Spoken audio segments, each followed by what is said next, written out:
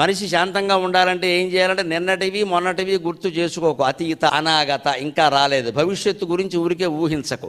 జరిగిపోయిన దాని గురించి మాట్లాడక ఎక్కడదక్కడ వదిలే అనడం అంతేలే. వదిలేసి ఏం చేయాలి? ప్రస్తుతం ఇప్పుడు నేను మాట్లాడడం నా పని, వినడం నీ పని. పూర్తిగా మీరు దీని మీదే దృష్టి పెట్టండి.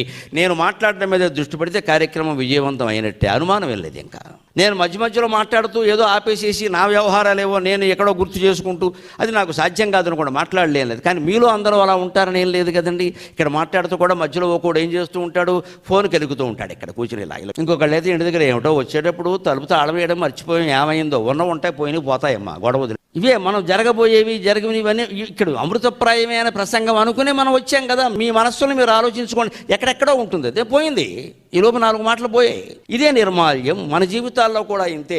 రాత్రి మంచం ఎక్కి పడుకున్నాము అంటే వెంటనే తెల్లారితే నమస్కారం అమ్మా, తెల్లారకపోతే ఇదే నమస్కారం, సెలవు, అమ్మవారికి చెప్పాల్సిందే. ఇంత ధైర్యం ఉండాలి మనస్సులో.